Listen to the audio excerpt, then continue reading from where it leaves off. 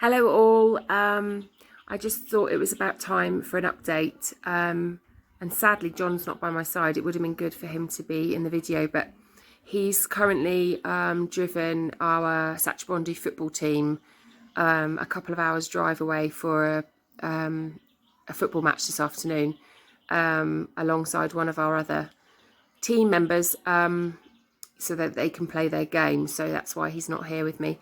I just thought it was about time for an update because it's been a while.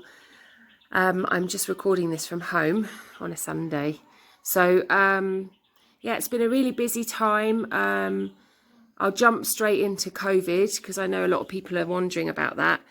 It's been strange. We haven't really been seeing much here, although we have heard the government announced a few weeks ago that there were positive cases in Winnelunga, which is the little town about 40 minutes drive from here, where we go and buy our vegetables and do our shopping and stuff, and also regularly take our patients to and from that hospital there. So, and we've heard of positive cases in our district as well, but those ones haven't been announced by the government, so it's all been word of mouth. It's very hard to know what's going on because they're not really being very clear.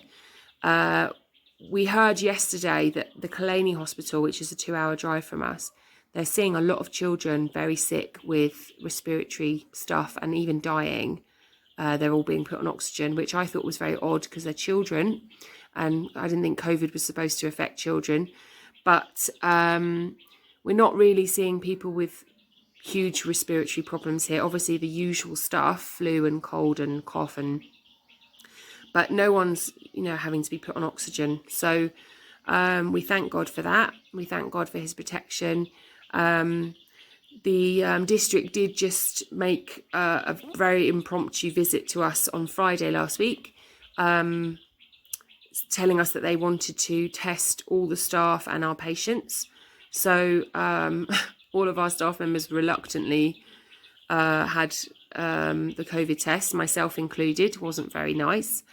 So none of us are having symptoms. So I don't really understand the thought process behind it, because we have so little tests in this country. You'd think they'd use them for the ones that do have the symptoms. But anyway, it'd be interesting to see what the results come back as.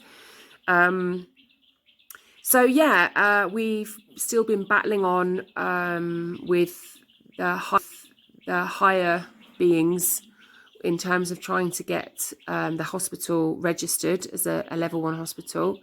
And they're still saying the same thing, that until we kit out the hospital with equipment, then they're not going to register us. But I had a conversation with one of the guys on Friday when they came, and he said that we really need to procure the operating table for theatre, and if we can do that and start operating a theatre, then there's a chance they'll allow us to register as a hospital. So obviously, as some of you know, Claire Brown in the UK, she's been fundraising for the Sach 100 challenge. Although obviously it's all been a bit of a standstill in the last few months because of coronavirus in the UK. But we're doing all we can to try and raise funds so that we can get opened as a hospital. And in terms of becoming an isolation unit, we've heard nothing about that. I guess the district are reluctant to do that until things are really bad, because obviously it costs a lot of money to set us up like that. So we're still waiting, but at the moment we're not seeing a huge amount of coronavirus, and for that we're really grateful to God. It's been a really stretching time for me in my role as assistant administrator. Ira's been taking more and more time out of Sachabondu, which means I've been picking up that role more and more. And really, as a team and as a management team, we've really been trying to raise the standard of service and care in the facility. And it's been quite a trying time. I've had to start doing quite a few disciplinaries, which is new to me. And it's not been fun, but just really leaning on God through all of it and learning a lot. The Lakes, which are another missionary couple, they went back to the UK last November for a visit, and then they got stuck there because of the lockdown. So they were stuck there till July. They were supposed to come back in March, but they've only just come back in July. Joanna's a midwife, and she's on a management team as well, and she's been really helping me get some order and stuff in place in the clinic, which is really important as we transition towards becoming a phase 1 hospital. So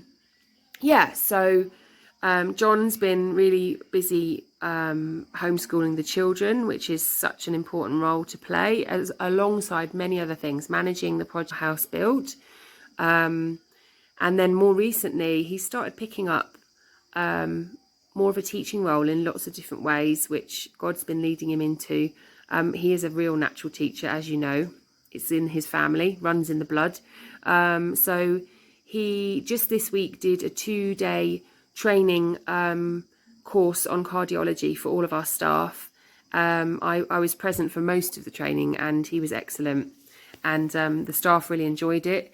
And he's got plans in the future to do more training. He's going to do some training on respiratory as well. Stroke is another thing. So yeah, he's really been adding to the facility as well. And then alongside that, he's actually obviously here with school kids. School's been closed since March. They actually fully open tomorrow, but a lot of the youth have been longing for help because they've still got exams and stuff.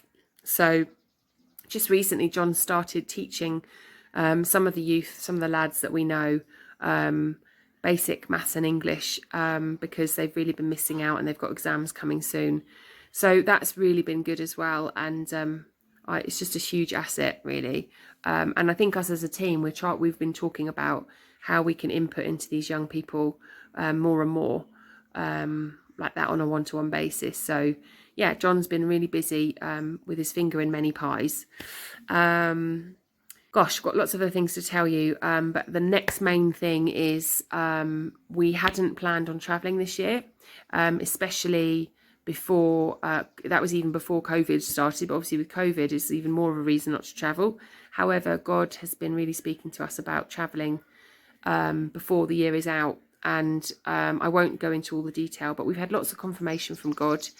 We don't quite understand it all. I think some of the reasons we'll know when we get there, but it's been a long time since John and the kids have seen family, because I obviously travelled last year to see my dad, and I managed to see family at the same time. But John and the kids, it's been a long time. And also, come January, I'm going to be stepping into that role as administrator fully. So I know my workload's going to increase, and it's going to be a really busy, intense time.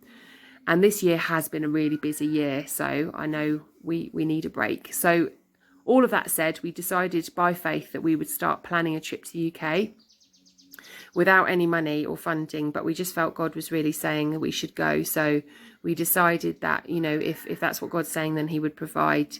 And we just shared it with a couple of family members just to pray about it.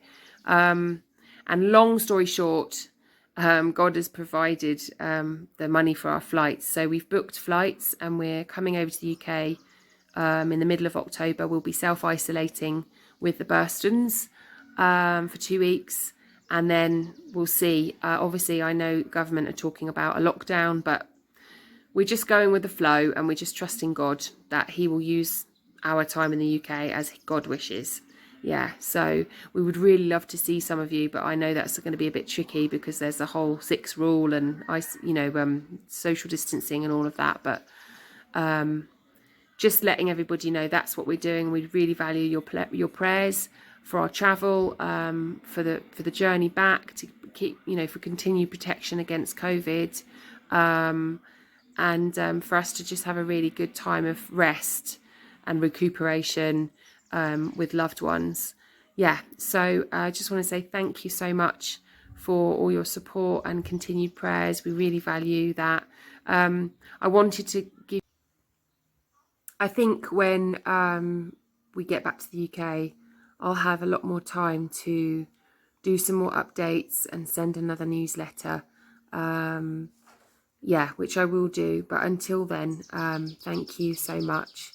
and we'll keep in touch, and yeah, possibly see some of you soon. I don't know. God bless. Bye.